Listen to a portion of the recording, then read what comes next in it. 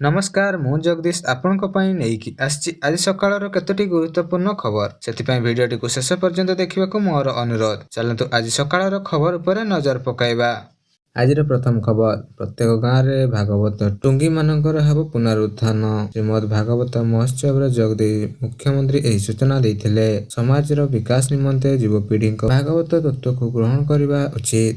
ଶ୍ରୀମଦ୍ ଭାଗବତ ମହୋତ୍ସବରେ ଭକ୍ତି ସମ୍ମାନ ଓ ମୌଳିକ ମୂଲ୍ୟକୁ ଦୃଷ୍ଟି କରେ ଏବଂ ଶ୍ରୀମଦ୍ ଭାଗବତ ଗ୍ରନ୍ଥ ପରମ୍ପରା ଭକ୍ତି ଓ ଧର୍ମକୁ ଅକୂଲ୍ୟ ଶିକ୍ଷା ଯୋଗାଇଥାଏ। ଚାଲନ୍ତୁ ନଜର ପକାଇବା ପରବର୍ତ୍ତୀ ଖବର ଉପରେ। ଭାଗବତ ପାଣିପାଗ ବିଭାଗ IMD ଅନୁଯାୟୀ ଓଡ଼ିଶାରେ 10 ଅକ୍ଟୋବର ପର୍ଯ୍ୟନ୍ତ ଝଡ଼ ବର୍ଷା ଘୂର୍ଣ୍ଣି ଓ ହାଲୁକା ମଧ୍ୟମ ଧରଣର ବର୍ଷା ଜାରି ରହିବ। ଉତ୍ତର ବିହାରରୁ ଝାଡ଼ଖଣ୍ଡ ଦେଇ ଉତ୍ତର ଓଡ଼ିଶା ପର୍ଯ୍ୟନ୍ତ ଥିବା ଟ୍ରଫ୍ ଲାଇନ୍ ଏବେ କମ୍ ପ୍ରଭାବଶାଳୀ ହୋଇଛି ଏବଂ IMD ସୁନ୍ଦରଗଡ଼ ଝାରସୁଗୁଡ଼ା ବରଗଡ଼ ସମ୍ବଲପୁର ଦେଓଗଡ଼ ଅନୁଗୁଳ ଢେଙ୍କାନାଳ କେଉଁଝର ମୟୂରଭଞ୍ଜ ବାଲେଶ୍ୱର ଭଦ୍ରକ ଯାଜପୁର କେନ୍ଦ୍ରାପଡ଼ା କଟକ ଜଗତସିଂହପୁର ପୁରୀ ଖୋର୍ଦ୍ଧା ନୟାଗଡ଼ ଗଞ୍ଜାମ ଓ ଗଜପତି ଜିଲ୍ଲା ପାଇଁ 6, 7, 8 ଅକ୍ଟୋବର ପର୍ଯ୍ୟନ୍ତ ୟେଲୋ ୱାର୍ଣ୍ଣିଂ ଜାରି କରାଯାଇଛି। ଏହି ଜିଲ୍ଲା ଗୁଡ଼ିକରେ ଝଡ଼ ବର୍ଷା ବିଜୁଳି ଓ 30ରୁ 40 କିଲୋମିଟର ବେଗରେ ଘୂର୍ଣ୍ଣିବଳୟ ହେବାର ସମ୍ଭାବନା ରହିଛି। ଏହା ସହିତ 9 ଓ 10 ଅକ୍ଟୋବରରେ ବାଲେଶ୍ୱର ଭଦ୍ରକ ଯାଜପୁର କେନ୍ଦ୍ରାପଡ଼ା କଟକ ଜଗତସିଂହପୁର ପୁରୀ ଖୋର୍ଦ୍ଧା ନୟାଗଡ଼ ଗଞ୍ଜାମ ଗଜପତି କେଉଁଝର ଓ ମୟୂରଭଞ୍ଜ ଜିଲ୍ଲାରେ କିଛି ସ୍ଥାନରେ ସମାନ ପାଗ ହେବ।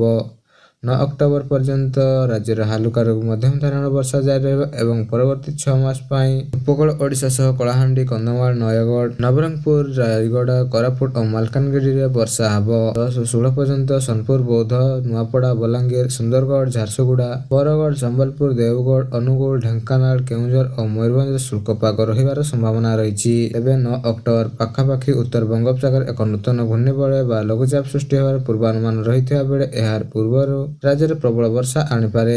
ପୂର୍ବାନୁମାନ ରହିଥିବାରୁ ଯାହା ପୂର୍ବ ରାଜ୍ୟରେ ପ୍ରବଳ ବର୍ଷା ଆଣିପାରିବାର ସୂଚନା ଆସିଛି। IMD ବିସ୍ତୃତ ପୂର୍ବାନୁମାନ ଅନୁଯାୟୀ 5 ଅକ୍ଟୋବର ବେଳକୁ ପାଖାପାଖି ଉତ୍ତର ଆଣ୍ଡାମାନ ସାଗରରେ ଏକ ଉଚ୍ଚସ୍ତରୀୟ ଘୂର୍ଣ୍ଣିବଳୟ ସୃଷ୍ଟି ହୋଇ ଉତ୍ତର ପଶ୍ଚିମ ଦିଗରେ ଗତି କରି 9 ତାରିଖ ଉତ୍ତର ବଙ୍ଗୋପସାଗରର ନଗଦ ଲଘୁଚାପ ପରିଣତ ହେବାର ସୂଚନା ଆସିଛି। ଚାଲନ୍ତୁ ନଜର ପକାଇବା ପରବର୍ତ୍ତୀ ଖବର ଉପରେ। ନଭେମ୍ବର 11ରେ ନୂଆପଡ଼ା ନିର୍ବାଚନ 14ରେ ହେବ ଭୋଟ ଗଣତି। ନୂଆପଡ଼ା ନିର୍ବାଚନ ଆସନରେ ଉପନିର୍ବାଚନର ତାରିଖ ଘୋଷଣା ହୋଇଛି। ପୂର୍ବ ନିର୍ବାଚନ ଆୟୋଗ ECI ଅନୁଯାୟୀ 11 ନଭେମ୍ବରରେ ମତାମତ ଓ 14 ନଭେମ୍ବରରେ ଭୋଟ ଗଣତି ହେବାର ସୂଚନା ଆସିଛି। ଏହା ମୋହନ ଚରଣ ମାଝୀଙ୍କ ନେତୃତ୍ୱାଧୀନ ଭାଜପା ସରକାରର ପ୍ରଥମ ନିର୍ବାଚନ ଯାହା ରାଜ୍ୟରେ ରାଜନୈତିକ ମହଲକୁ ଉଷ୍ଣ ରଖିଛି। ଉପନିର୍ବାଚନ ବିଜ୍ଞପ୍ତିରେ 13 ନଭେମ୍ବର 2025ରେ ପ୍ରକାଶ ପାଇବ ଏବଂ ପ୍ରତ୍ୟାଶୀମାନଙ୍କ ପାଇଁ ନାମାଙ୍କନ ଦାଖଲ ଶେଷ ତାରିଖ 20 ଅକ୍ଟୋବର ଏବଂ ଯାଞ୍ଚ 22 ଅକ୍ଟୋବର ଓ ନାମାଙ୍କନ ପ୍ରତ୍ୟାହାର ଶେଷ ତାରିଖ 24 ଅକ୍ଟୋବର ରହିଛି। ଚୂଡ଼ାନ୍ତ ଭୋଟର ତାଲିକା 9 ଅକ୍ଟୋବର 2025ରେ ପ୍ରକାଶ ପାଇବ ଯାହା 1 ଜୁଲାଇ 2025କୁ ଯୋଗ୍ୟ ଅନୁସାରେ। ଚାଲନ୍ତୁ ନଜର ପକାଇବା ପରବର୍ତ୍ତୀ ଖବର ଉପରେ। ପ୍ରସ୍ତୁତ ହୋଇଛି। ଆସିଲା ବଡ଼ ଖବର। ଯୁକ୍ତ 2 ପରୀକ୍ଷା ଫର୍ମ ଫିଲ୍ଅପ୍ ନେଇ CHSE ଗଲା ତାରିଖ ଘୋଷଣା। ରେଗୁଲାର ପ୍ରାର୍ଥୀଙ୍କ ଆସନ୍ତା 20 ନଭେମ୍ବର 6 ଭିତରେ ଫର୍ମ ଭରିବେ ଏବଂ ଏକ୍ସ ରେଗୁଲାର ପରୀକ୍ଷାର୍ଥୀ ଆସନ୍ତା 13ରୁ 25 ଭିତରେ ଫର୍ମ ଫିଲ୍ଅପ୍ କରିବେ। ତେବେ ଫର୍ମ ଫିଲ୍ଅପ୍ ବିଳମ୍ବ କଲେ ଫାଇନ୍ ଦେବାକୁ ପଡ଼ିବ ଏବଂ 200 ଟଙ୍କା ଫାଇନ୍ ନଭେମ୍ବର 10ରୁ 14 ଭିତରେ ଫର୍ମ ଫିଲ୍ଅପ୍ ରହିଛି। ସେହିପରି 600 ଟଙ୍କା ଫାଇନ୍ ନଭେମ୍ବର 17ରୁ 11 ମଧ୍ୟରେ ରହିଥିବାର ସୂଚନା ଦେଇଛି CHSE। ଚାଲନ୍ତୁ ନଜର ପକାଇବା ପରବର୍ତ୍ତୀ ଖବର ଉପରେ। ରାସ୍ତା ଦୁର୍ଘଟଣାକୁ ହ୍ରାସ ପାଇଁ ଓଡ଼ିଶା ସରକାର ଅନୁଗୁଳ ସମ୍ବଲପୁର ଓ କୋରାପୁଟ ଜିଲ୍ଲାରେ 3ଟି ନୂଆ ଡ୍ରାଇଭିଂ ତାଲିମ ଓ ଗବେଷଣା ପ୍ରତିଷ୍ଠା IDTR ସ୍ଥାପନ କରିବାକୁ ନିଷ୍ପତ୍ତି ନେଇଛନ୍ତି। ପ୍ରତ୍ୟେକ କେନ୍ଦ୍ର ପାଇଁ 25 କୋଟି ଟଙ୍କା ଖର୍ଚ୍ଚ ହେବ ଏବଂ ବାଣିଜ୍ୟ ଓ ପରିବହନ ବିଭାଗ ଏହି ପ୍ରକଳ୍ପଗୁଡ଼ିକୁ ଜିଲ୍ଲା ଖଣିଜ ପ୍ରତିଷ୍ଠାନ DMF ନିୟମ ଅନୁଯାୟୀ ଅନୁଭୁକ୍ତ କରିବାକୁ 3ଟି ଜିଲ୍ଲାର କଲେକ୍ଟରଙ୍କୁ ନିର୍ଦ୍ଦେଶ ଦେଇଛନ୍ତି।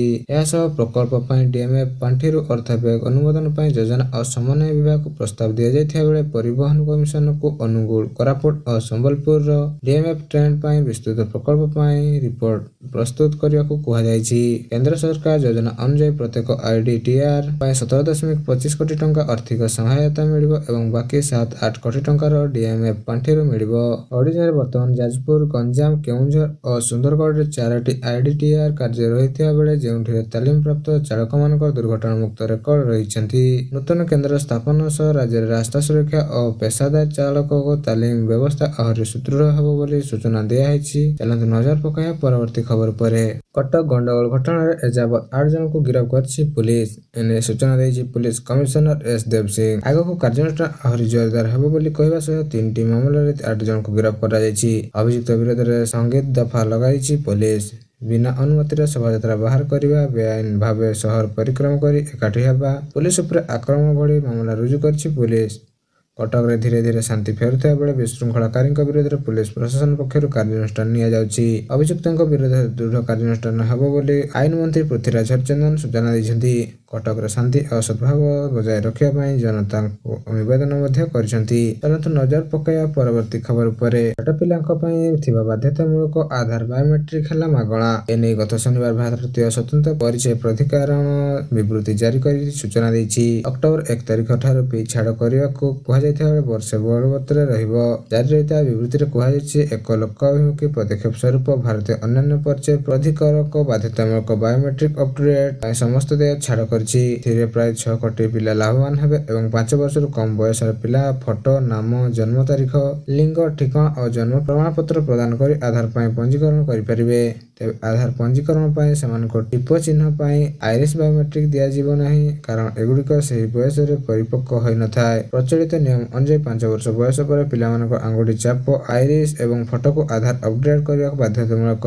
15 ରୁ 17 ବର୍ଷ ବୟସ ମଧ୍ୟରେ ଦ୍ୱିତୀୟ ଅପଡେଟ୍ କରିବା ଆବଶ୍ୟକ। ତେବେ 5 ରୁ 7 ବର୍ଷ ବୟସର ପିଲା ଏବଂ 15 ରୁ 17 ବର୍ଷ ବୟସର ପିଲାମାନେ ବିନା ଶୁଳ୍କରେ ଅପଡେଟ୍ କରିପାରିବେ ଆଧାର। ଏହାପରେ ପ୍ରତି MBU ପାଇଁ 125 ଟଙ୍କାର ଶୁଳ୍କ ନିଆଯିବ ବୋଲି ସୂଚନା ଆସିଛି। ଚାଲନ୍ତୁ ନଜର ପକାଇବା ପରବର୍ତ୍ତୀ ଖବର ଉପରେ। 15 ମାସରେ 17 ଥର ସରକାରୀ ପରୀକ୍ଷାରେ ବିଭ୍ରାନ୍ତ ଘଟିଥିବା ବେଳେ ଅଭିଯୋଗରେ ବିଜେଡି ଭାଜପା ସରକାରଙ୍କ ବିରୋଧରେ ଗତକାଲି ରାଜଧାନୀରେ ରଣହୁଙ୍କାର ଦେଇଥିଲା ବିଜେଡି। ମାଟ୍ରିକ ଠାରୁ ଆରମ୍ଭ କରି IAS ପରୀକ୍ଷା ପର୍ଯ୍ୟନ୍ତ ସବୁଠାରେ ଅନିୟମିତତା ଚାଲିଥିବାର ଦାବି କରି ବିଜେଡି ଯୁବ ଓ ଛାତ୍ର ସଂଘ ଆନ୍ଦୋଳନ କରିଥିଲେ। ବିଜେଡି ଅଭିଯୋଗ କରିଛି ଯେ ଟଙ୍କା ଦେଇ ଚାକିରି ନେବା ଚକ୍ରାନ୍ତରେ ସରକାର ସହାୟତା ଚାଲିଛି ଏବଂ ଏହି କେଳେଙ୍କାରୀକୁ ଲୁଚାଇବା ପାଇଁ ଉଚ୍ଚ ଅଧିକାରୀମାନଙ୍କୁ ଖସାଇ ଦିଆଯାଉଛି। ଏହି ପରିପ୍ରେକ୍ଷୀରେ CBI ତଦନ୍ତ ଦାବି କରିଛି ବିଜେଡି। ଲୟର PMG ଅଞ୍ଚଳ ନିର୍ବାଚନ କାର୍ଯ୍ୟକ୍ରମରେ ସରକାର କୁଶପୁତ୍ତଳିକା ଦାହ କରିଥିବା ବେଳେ ପୋଲିସ ସହିତ ମୁହାଁମୁହିଁ ଘଟିଛି। ଦଳ ଦାବି କରିଛି ଯେ ପରୀକ୍ଷା ବାତିଲ ଓ ପଦ ସ୍ଥାନାନ୍ତର ମଧ୍ୟରେ ସରକାରଙ୍କ ଦୋଷୀକୁ ରକ୍ଷା କରୁଛନ୍ତି ଏବଂ ସେପଟେ ଆସାମୀଙ୍କୁ ଗିରଫ ପରେ ତାଙ୍କର ଭବିଷ୍ୟତ ଅସ୍ପଷ୍ଟ ପଡ଼ିଯାଇଛି। ଚାଲନ୍ତୁ ନଜର ପକାଇବା ପରବର୍ତ୍ତୀ ଖବର ଉପରେ। ସାମ୍ବାଦିକ ସମ୍ମିଳନୀରେ ସମ୍ବୋଧିତ କରି ମୁଖ୍ୟ ନିର୍ବାଚନ କମିଶନର କହିଛି, ଆଗାମୀ ନିର୍ବାଚନ ପାଇଁ ନିର୍ବାଚନ କମିଶନରଙ୍କ ଦ୍ୱାରା ଆରମ୍ଭ କରାଯାଇଛି ନୂତନ ପଦକ୍ଷେପ। ଏବେ ସରକାର ଦେଶରେ କାର୍ଯ୍ୟକାରୀ ହେବ ନୂଆ ପଦକ୍ଷେପ। ବିହାରରେ 243 ବିଧାନସଭା ଆସନ ଏବଂ ବିହାରର ବିଧାନସଭାର କାର୍ଯ୍ୟାଳୟରେ ନଭେମ୍ବର 22ରେ ଶେଷ ହେବ। ତା ପୂର୍ବରୁ ନିର୍ବାଚନ ହେବ ଏବଂ ନିର୍ବାଚନ କମିଶନ ଟିମ୍ 2 ଦିନ ପାଇଁ ବିହାରରେ ରହିଥିବା ବେଳେ ଏହି ସମୟ ମଧ୍ୟରେ ଆମର ଦଳ ପାଟନାରେ ରାଜନୈତିକ ଦଳ, ପ୍ରଶାସନିକ ନିର୍ବାଚନ ଅଧିକାରୀ, ରାଜ୍ୟ ପ୍ରଶାସନିକ ଅଧିକାରୀ, ପ୍ରବର୍ତ୍ତକ ସଂସ୍ଥା, ମୁଖ୍ୟ ନିର୍ବାଚନ ଅଧିକାରୀ, ସ୍ୱତନ୍ତ୍ର ପୋଲିସ ନୋଡାଲ ଅଧିକାରୀ SPNO ଏବଂ କେନ୍ଦ୍ରୀୟ ସଶସ୍ତ୍ର ପୋଲିସ ବାହିନୀ CFF ନୋଡାଲ ଅଧିକାରୀଙ୍କ ସହ ବୈଠକ କରିଛି।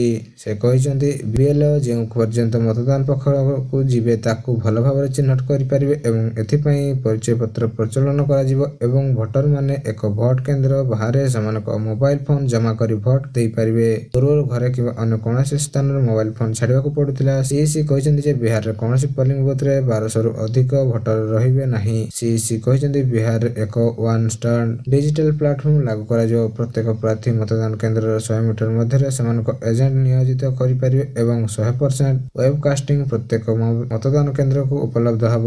ପୂର୍ବରୁ ଅତି କମରେ 50% କିମ୍ବା 60% ବୁଥରେ ୱେବକାଷ୍ଟିଂ ଉପଲବ୍ଧ ଥିବା ବେଳେ EVMରେ ବ୍ୟବହୃତ ବ୍ୟାଲଟ ପେପର କଳା ଏବଂ ଧଳା ଥିବା ଯାହା ଦ୍ୱାରା ଚିହ୍ନଟ କଷ୍ଟକର ହୋଇଯାଇଥିଲା। ତେଣୁ ନିର୍ବାଚନ ନିର୍ବାହୀ ଆରମ୍ଭରୁ CRF ନମ୍ବର ପଏଣ୍ଟ ଏବଂ ପ୍ରାର୍ଥୀ ରଙ୍ଗୀନ ଫଟୋ ରହିଥିବାର ସୂଚନା ଦେଇଛନ୍ତି।